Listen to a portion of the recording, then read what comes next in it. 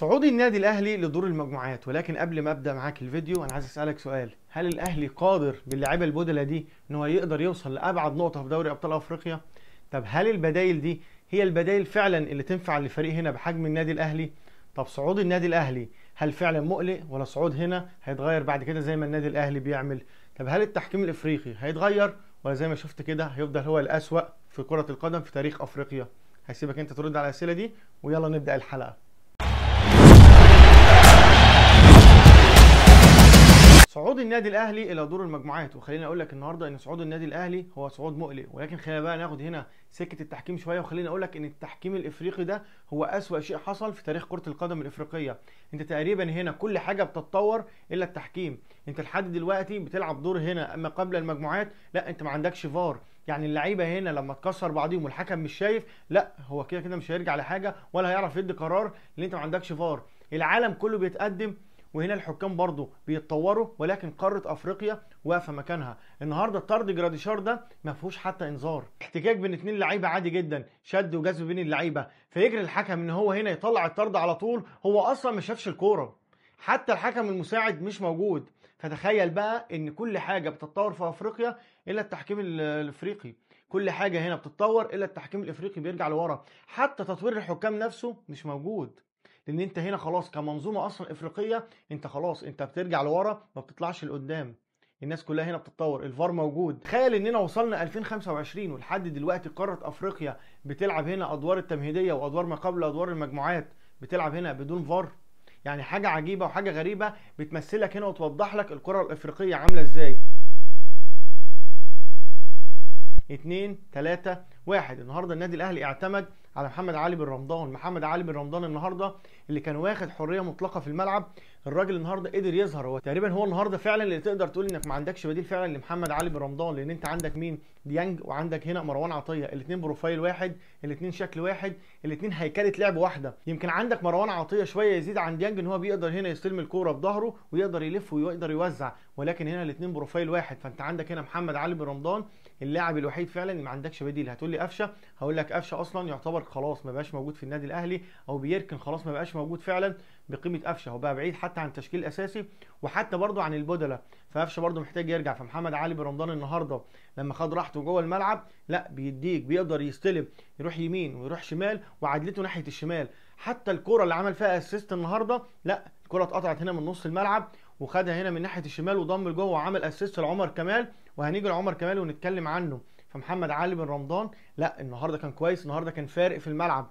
النهارده محمد علي بن رمضان كان بيتحكم هنا في نص الملعب، رغم ان الكل اللي موجود في الملعب يعتبر النهارده قد ماتش سيء، وبرده ده مش مستوى محمد علي بن رمضان. محمد علي بن رمضان عنده اكتر من كده، ولكن هنا وظائف محمد علي بن رمضان داخل الملعب هي اللي بتتحكم فيه، هي اللي تقدر تقول لك ان محمد علي بن رمضان فعلا هيقدر يديك ولا لا. انت ادي الحريه الكامله لمحمد علي بن رمضان في الملعب وانت هتلاقي منه هنا اجمل هنا اداء من محمد علي بن رمضان. خليه هنا يلعب طريقته ان هو ينزل هنا بالتبادل طبعا مع مروان عطيه، او في ادوار مركبه هنا مع مروان عطيه، خليه ينزل هنا بين قلبي الدفاع ويستلم هنا او يعمل مرحله التحضير ويطلع هو بالكره من ناحيه الشمال، ولكن اغلب هنا وجود محمد علي بن رمضان لا بيكون ناحيه اليمين. فالنهارده لما اديته حريته لا في نص الملعب بقى فري، بقى بيقدر هنا يستلم، يتحرك، يبدا هو الهجمه ويمشي بيها ويطلع ويبدا مرحله التحضير، يوزع يمين ويوزع شمال ويميل هنا ناحيه اليمين وناحيه الشمال. انت ممكن كمان لو انت عايز تخلي محمد علي بن رمضان في النص الامامي ويسيبه من مرحله التحضير، خليه هنا يعمل ادوار مركبه مع تريزيجيه ناحيه الشمال، او هنا يبدلوا مع بعض شويه ناحيه اليمين وناحيه الشمال، او تودي هنا تريزيجيه ناحيه اليمين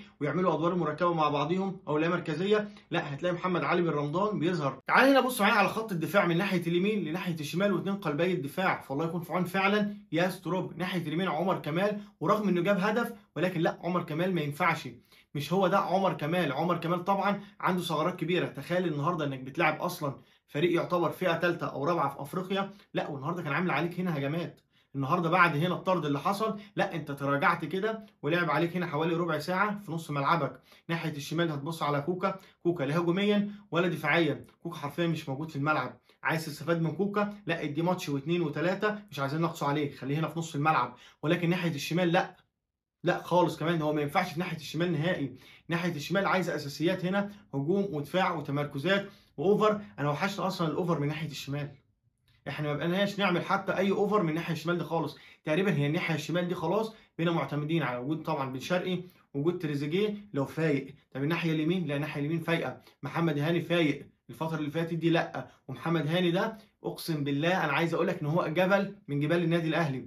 الراجل ده تحمل انتقادات لا يتحملها اي بشر في الدنيا، ولكن لا طلع رد، ولا طلع هنا هاجم الجمهور، ولا زعل مع الجمهور، ولا رفع انا اسف جزمه، ولا هنا شتم الجمهور، ولا حتى رد هنا على تويتر ولا فيسبوك ولا انستجرام. ما بيطلعش الراجل، بيستقبل النقد وبيحاول يطور. الراجل نديله حقه، بقى 4 5 ماتشات كويس محمد هاني، فبيعمل جبهه كويسه مع زيزو طبعا ومحمد علي بن رمضان اللي بياخد معاهم ادوار مركبه. نيجي بقى لقلبي الدفاع. انت عندك مين النهارده؟ وجود النهارده ياسين مرعي، وجنبيه طبعا احمد رمضان بيكهام، وطبعا الثلاثي بتاعهم هنا ياسر ابراهيم، وطبعا اللي هنا اشتريناه من زد وما استفدناش بيه باي حاجه مصطفى العش، وتقريبا هنا المدرب مش مقتنع بيه. فانت عندك الرباعي البدله حتى بتوع الدفاع والطرفين لا ما ينفعوش. انت جايب شكري هنا مكان كوكا، جايب شكري يكون اساسي. فالنهارده برده ما فيش مبرر انك تركن شكري وتلاعب كوكا. شكري اللي عايزين يدخل في الماتشات شويه شويه، لا عشان نحاول هنا نستفاد من الجبهه دي. وزي ما قلت لك لا ان عمر كمال مش موجود، فهنا ما فيش توازن هنا في التشكيله. فالنادي الاهلي حرفيا بيلعب بدون بدله، ما فيش هنا بدايل. الاساسيين طبعا وبين البدله لازم يكون الفارق على الاقل مش بعيد قوي، ولكن لا الفرق بعيد هنا بين البدله والاساسيين بعيد قوي. النادي الاهلي طبعا لسه في الاول، ولكن لما يوصل هنا لمرحله الضغط ويبدا بقى يلعب ماتش كل يومين ثلاثه، لا انت تحتاج البدله. طب خلينا بقى في نص الملعب. من نص الملعب لا في توازن، وجود طبعا ديانج، وجود هنا مروان عطيه ومحمد علي بن رمضان وقفشه، الى حد ما تقدر تقول في توازن. نيجي برده هنا لخط الهجوم تمام. بص بقى لطاهر، هل طاهر فعلا هو ده طاهر اللي يستحق يلعب في النادي الاهلي؟ طاهر هنا لما كان بيلعب هنا ماتش واثنين وثلاثه واربعه كنا بنقول لا طاهر يكمل. طب هل طاهر النهارده او الماتشات اللي قبل كده تقدر تقول ان هو يلعب في النادي الاهلي؟ طاهر النهارده كان متخصص ان هو بيعطل لك هنا الهجمات. طاهر مش موجود. وزي ما قلت لك انت بتلعب اصلا قدام فرق تقريبا فيها ثالثه او رابعه في افريقيا، فانت قدام اصلا الفرقه دي وبتلعب كده يا طاهر. طاهر ما كانش موجود، لا استلام ولا تسلم. يعني طاهر لعب النهارده 75 دقيقه تقريبا ما ظهرش في الملعب، فهو مش موجود. طب هل ده ينفع برضه بديل هنا لزيزو وينفع برضه لحسين الشحات؟ فلا النادي الاهلي محتاج هنا يبص بصه كامله على البدله. تيجي هنا تبص ناحيه اليمين زيزو هتلاقي هنا بديله حسين الشحات، بن شرقي هتلاقي برضه معاه تريزيجيه، وممكن كمان تضم عليهم الشحات في وقت من الاوقات لما يرجع من الاصابه. طب هل هنا البدائل بقى الثانيه طاهر ينفع هنا لزيزو وحسين الشحات؟ ما ينفعش. احمد عبد القادر لا تديله حقه برضه، الراجل لما هياخد ماتش واثنين وثلاثه هتقدر تستفاد منه. الراجل لما تتعامل معاه نفسيا هتستفاد منه. ولكن هنا الفرق كبير بين احمد عبد القادر وهنا طاهر. طاهر الراجل بيجتهد بس مش واصل. احمد عبد القادر لو يركز هنا ويغير عقليته لا هيكون فرق معاك هنا في النادي الاهلي. فالنادي الاهلي لا لازم يبص بصه كامله. وزي ما قلت لك الله يكون في عون ياس تروب، لا هو محتاج شغل كتير. وزي ما قلت لك لا هو ياخد ماتش واثنين وثلاثه واربعه شهر اتنين، لا هو والمعد البدني يوقف اللعيبه كده على رجلها، يبدا يعرف اللعيبه دي بتلعب ازاي، اماكنها ايه، تمركزاتها ايه، يقدر هنا يكتشف كل حاجه عن اللعيبه، وقتها تقدر تحاسبه. وقتها تقدر تقول لا انا حاسب بقى اياس تروب، اشوف بقى هو عمل ايه في الماتشات اللي بعد ما خلاص بقى عرف بقى اللعيبه وعرف امكانياتها. فلازم بقى تقف هنا على كام نقطه في ماتش النهارده. اول نقطه لا انت ما عندكش بدله، مش موجود اصلا. تاني حاجه لازم تبص عليها الطرفين، لا انت محتاج تغير هنا جلدك في الطرفين. البودلة مش موجودين، قلبي الدفاع برضو لا مش موجود. احنا عندنا دلوقتي اي هجمه بتبقى خطر علينا. فياس تروب محتاج يشتغل كتير جدا جدا جدا. طبعا مع انك تقوي دفاعك تعمل هنا صفقات في الدفاع، لا محتاج شغل كتير مع الناس دي. فالله يكون في عون ياس تروب. زي ما قلت لك كده نستنى ماتش واثنين وثلاثه ونبدا نحكم على ياس تروب. توفيق لياس تروب، بتوفيق للنادي الاهلي، واشوف وشكم على خير. وقبل ما تقفل الفيديو اعمل لايك واشتراك في القناه، واستناني في الفيديو الجاي. سلام.